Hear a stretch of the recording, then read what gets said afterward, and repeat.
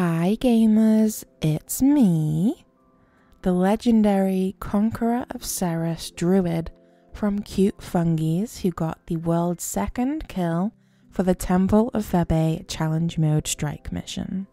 If you haven't already checked out the kill video, feel free to go and watch it. My POV does not have comms, but feel free to go and check Teapot's video where comms are included. This particular video, I'm going to be doing a bit of a breakdown of the Druid gear, traits, utility, alternatives, as well as a voiceover, play-by-play sort of explanation of the kill run from the 9th of March. If there's anything that you feel like I miss in this video, or any questions or anything that doesn't make sense, please feel free to comment or join my Discord or just hit me up on Discord and I will try to answer them for you.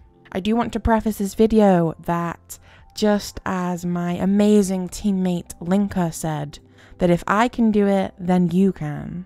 But in all seriousness, I am not the world's greatest druid. I have been playing druid for probably a year and there are still things that I could probably learn and improve on with my druid gameplay. However, I think I did a pretty fucking good, okay job. I put in the hours and the time and the grind for this. So if anyone tries to, disrespect me or break me down or, flame me or whatever, fuck off. Respectfully.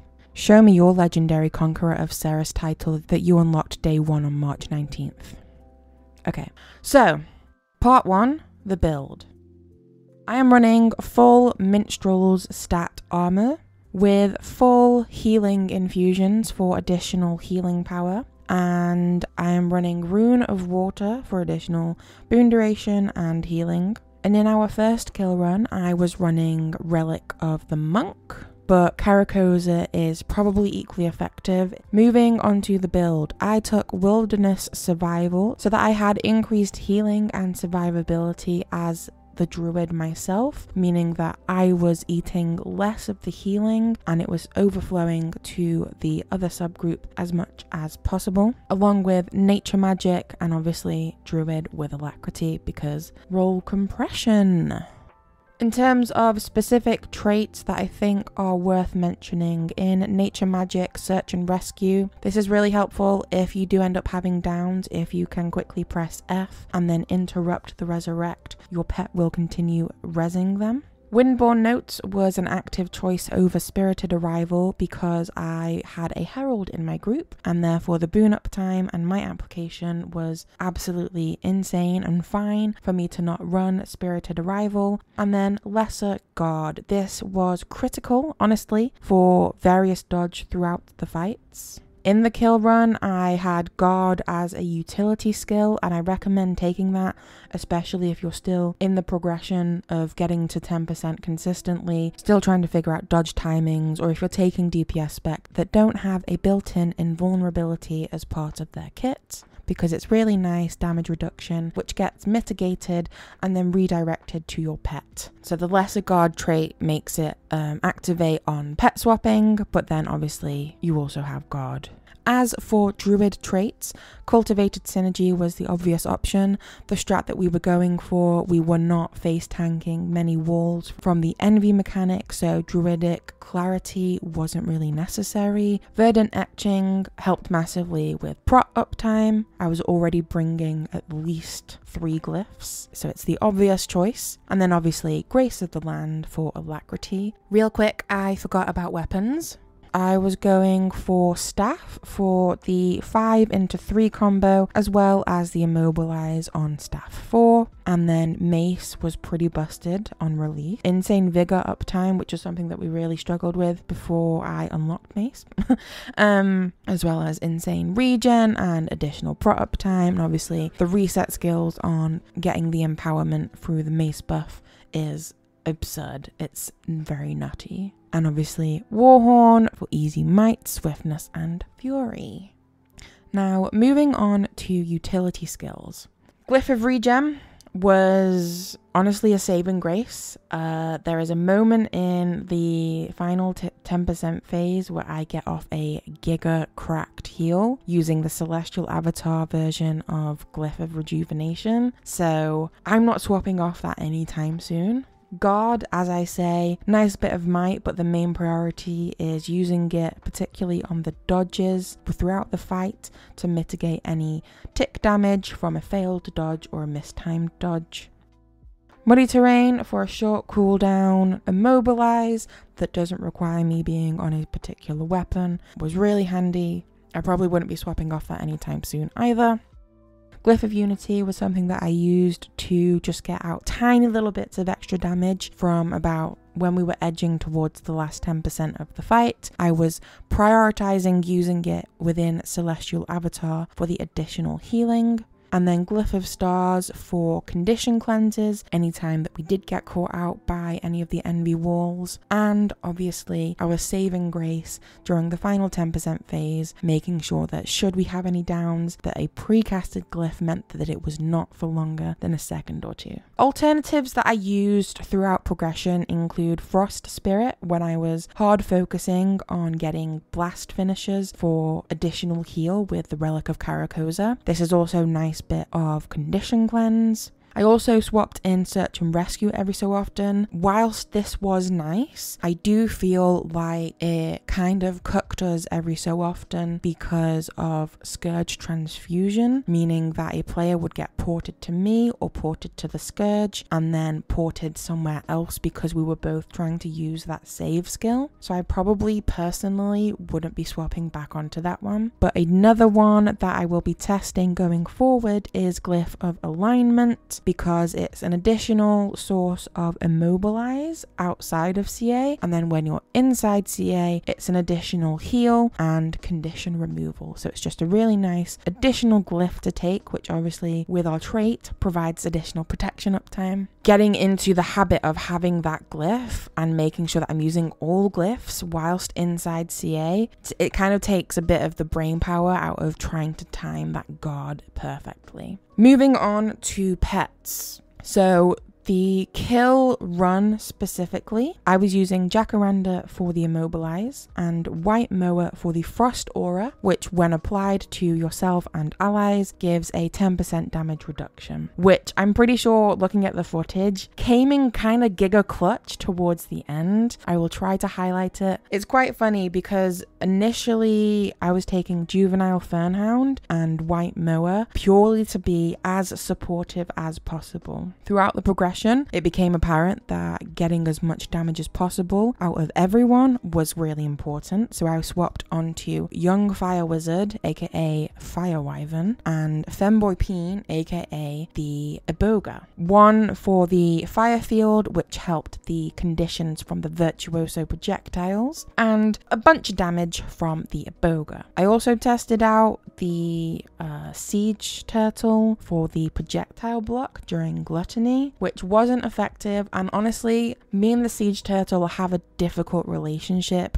He doesn't want to listen to me. He doesn't want to do what he's told. He doesn't want to cast his bubble where I need him to be. So, you know. So I had to remove myself from that toxic relationship and move forward with the White Mower. I do believe that Snow Crow's Nika ran Jacaranda and Crichton Drakehound for some additional Immobilize. But obviously with Muddy Terrain, Staff 4, Jacaranda and Celestial Avatar 5, don't forget, as well as Epidemic from our Heal Scourge, which Teapot was taking, and some other Immobilize on the Scourge. It wasn't that big of an issue, and I do, as I say, I do think that the White Mower just came in clutch when we needed it. That is kind of, I think, it in terms of alternatives of what you might want to take. You're not really taking any beast skills except your F2, but I don't think that that's going to be super relevant. You're pretty much casting your F2 skill off cooldown, so you're not really going to utilize as much of like a precision heal that you might get from Invigorating Bond. So that's why I didn't take that one. And as I say, as you can see, I'm not taking any spirits. My uptime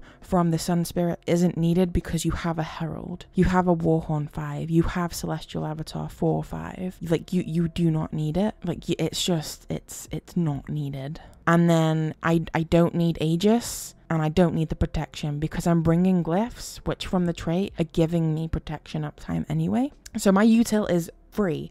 I can take whatever I feel like I need. I implore you to test things out during progression, figure out what works for you, figure out where your support is falling short for your group and work around that. If people are still going down, if people are going down off stack, take search and rescue. Use your utility, swap it about while you're progressing to help you get further and further into progression, because the further you get, the more comfortable you get, the more cleanly that you're eventually going to be starting to pull off those mechanics, and then you're going to be able to swap off these utility that aren't necessary once everyone is more comfortable with the fight.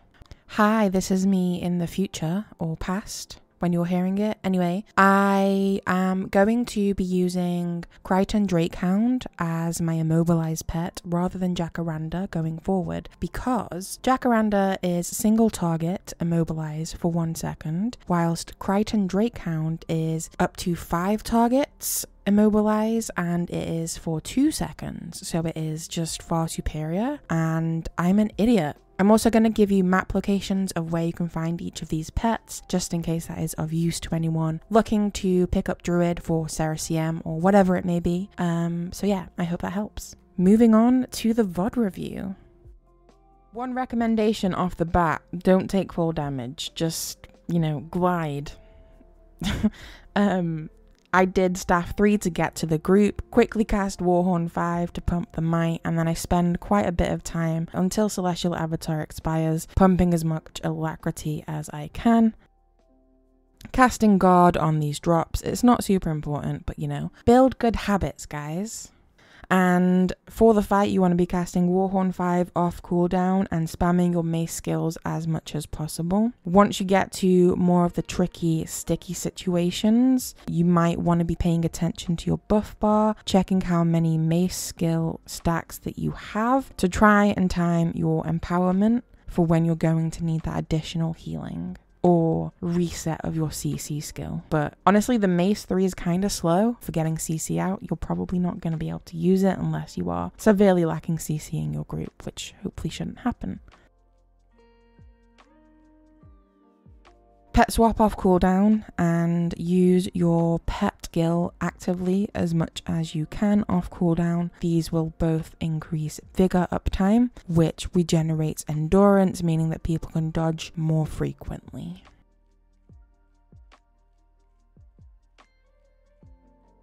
You'll notice here during this transition phase that I target the envy enemy and then I F1 to call my pet to target that ad as well, just so that they're over there doing their little bit, getting as much damage as possible, even if it's 1s and 2s, right? And then I focus on collecting the orbs, preventing the gluttony from getting stacks. This is my priority during this part. And then we're preparing for green. I will usually staff 5 over here. We see that it's the envy mechanic, so I'm casting Glyph of Stars for the Condi cleanse, and I get cooked by the wall myself. I trust that the green will make it to the group, and we continue to pump.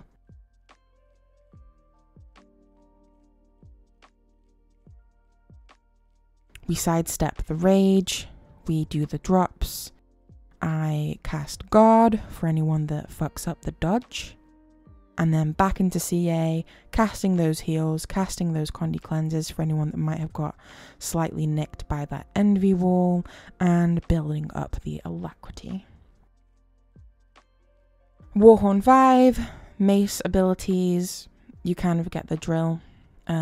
Focusing on grabbing these orbs before 50%, just take as many as you can because they do get reset. Something that is subtle that maybe only other Druid players might pick up on without me pointing it out is that during this double gluttony orb phase, I pay attention to the feedback that Linker specifically has placed in the middle. This feedback is preventing the smaller projectiles reaching the boss, preventing him from getting an amount of barrier. Because it's the small projectiles, it's not super significant, but it does matter. It does add up in the end. So I'm waiting for that feedback to run out. I'm then swapping to staff and then I'm casting my staff 5 in a way that is horizontally parallel to the boss, covering as much of the area as possible so that when the small projectiles hit that staff 5, they turn into healing projectiles and prevent the boss from getting the barrier, meaning that you have a net positive DPS uptime. In my particular group, I was the anchor for the circle group. That's why I have the circle marker above my head. I am staying in Celestial Avatar as long as possible for this double set of drops so that I can cast Glyph of Rejuvenation whilst in Celestial Avatar as we get back to the boss so that I can heal the squad up very quickly should we need it. I make a mistake here. So during this double envy mechanic, you need to move to the right hand side of Cerus himself, not the smaller envy ad. Otherwise you're going to get Boon corrupted just like I did. I started making that error late into progression. I was just getting a little bit lazy and I was rushing to get into pre-position for the green mechanic. Don't do that, basically. At this point here, I'm pre-positioned for the green. I know that it's coming. I also know that a Gluttony Orb collection is also on its way. So I am looking out towards the edge of our side of the arena, noting if any orbs are coming towards our direction and whether we need to prepare to be able to move with the green as a group to make sure that it doesn't fail. And then orienting myself toward the boss just so that I can pay attention to the direction that my team are going in.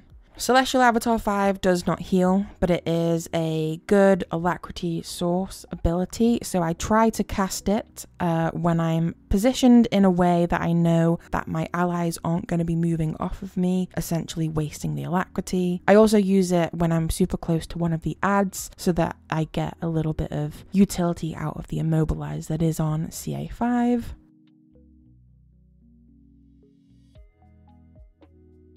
You'll notice here that we get the envy mechanic. We are quite spoilt as a group. We don't like the envy wall. We don't face tank it, but we hate this one. It sucks that we got it here. But I cast my Glyph of Stars so that I can help with any condition cleanses should it be required. I don't think anyone got hit. I think the mechanic got cancelled. But, you know, it's better to have it and not need it than to need it and not have it, or something like that. A little bit more of the same.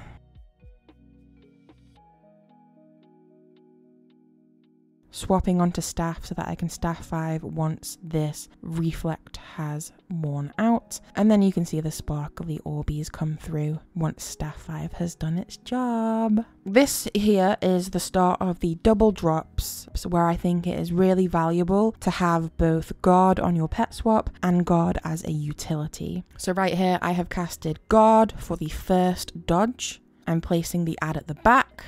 And I'm then pet swapping for the second guard on this next drop/dodge. Moving to pre-position for green, trusting my team.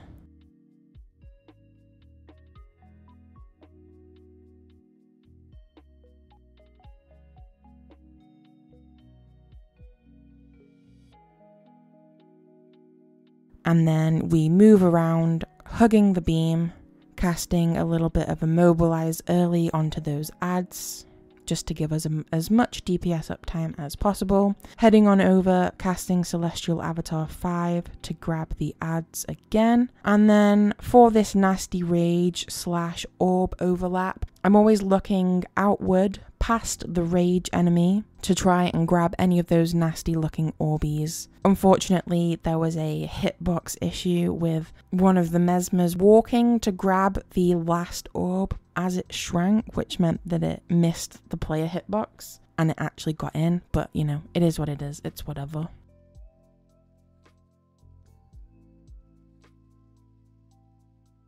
Same again here, casting the guard for the dodge. Fucking that dodge up, but you know what, it's fine.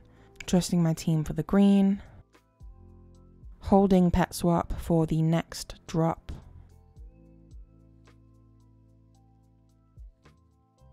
And then healing the team up as we move into the boss again, holding on swirl for the bait.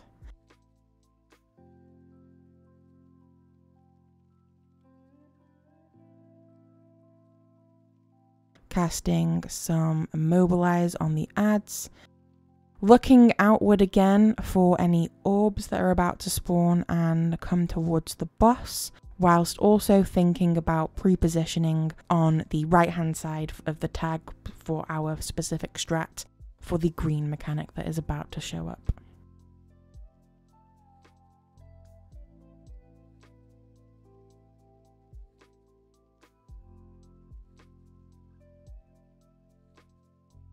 Moving towards the back, this is more of a personal preference. I like to make sure that the line is thinned out as much as possible. We don't have too many Orbeez grouped and stacked in the middle. It also gives me as much visual of ally health bars so that I can see where healing is needed. Getting into position for this green, again, thinking about shuffling for the Orbeez. This one wasn't too bad, to be fair. Baiting the wall as close to the direction of swirl as possible. Unfortunately, I hate when I get this particular ad.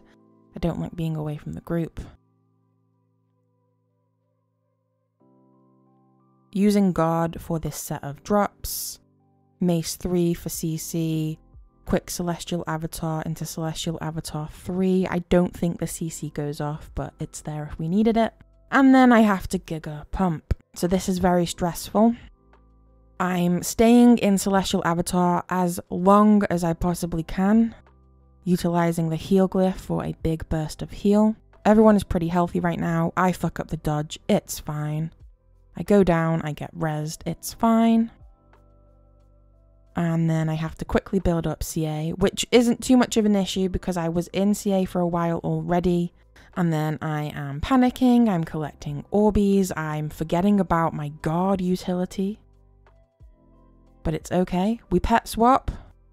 Just in time, 1 for the guard, 2 for the frost aura to apply, so that anyone that fails a dodge, such as myself, again here, we have that 10% damage reduction, which I think was really valuable for us here. You'll notice here, if I just go back real quick, you'll notice here that I attempt to start to cast my heal glyph outside of CA, which is not what you want to be doing. So the play here is, my mind is in conflict with itself. I'm like, oh, people need healing, let me use my heal glyph. But the value in that, because I'm not in Celestial Avatar, is near to 0. Obviously, I'm below half health, it would have helped me massively, but as a support main, like, I don't find that useful. Like, I put other people's needs before my own.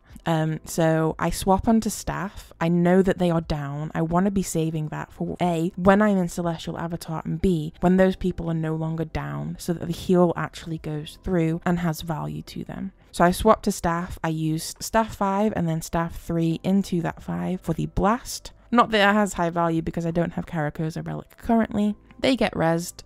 And then straight into Celestial Avatar as soon as it is ready. I'm healing with my CA abilities as much as possible. We're about to move out for this rage. I swap into CA, use a couple of skills, and immediately go to pre-cast Glyph of Stars. We're then dodging out, and I'm using the Glyph of Rejuvenation whilst in CA. Just look at those health bars, guys.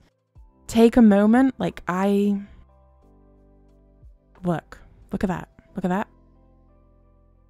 Like, my sub, we are all below, well, yeah, we're all below half health except me. Dodge out, immediately, Glyph of Rejuvenation. Look at this, wait. Bang. Fucking beautiful. I think an ad got in there, giving him like an extra bump of stacks. And obviously every time that he's doing the slam attack, he's gaining additional stacks. So people are going to start getting one-shotted, but we get the kill. The 2 virtuosos who were down do rally, but it would have been 8 out of 10 people. And I'm really fucking proud of us. Obviously, we worked so hard. We put in a lot of fucking time. I'm really fucking proud of myself, my group as a whole. We obviously had a mental boom on day 10, the session before this kill session. And we all recognized that. We all took the break that we needed. And we all came back fresh. And if you didn't catch it live, before this kill, an hour or 2 in the same session earlier, we had a 0.18% wipe. followed by, a little bit later in the session, a 0.11% wipe. And we still persevered, and we still continued, and we still got this really fucking good, clean, relatively speaking, kill. And yeah, I mean, GG, well played. And I hope this video helped. As I say, if there's anything that doesn't make sense, if there's anything that you think I missed, or if there's anything that you think could be helpful for me, or if you even want me to test something like quirky out, feel free to let me know in the comments. Let me know if this video was helpful, and yeah, I hope this helped, and thank you for watching. To reply to Jezebel, yes, it's possible to clear CM with a woman in team. Fuck you. Yeah. Wait, really? I mean, There it is. SCF, you know. Yeah, I know. Yeah, But... it's a double. It's a double actually. 1 and 2.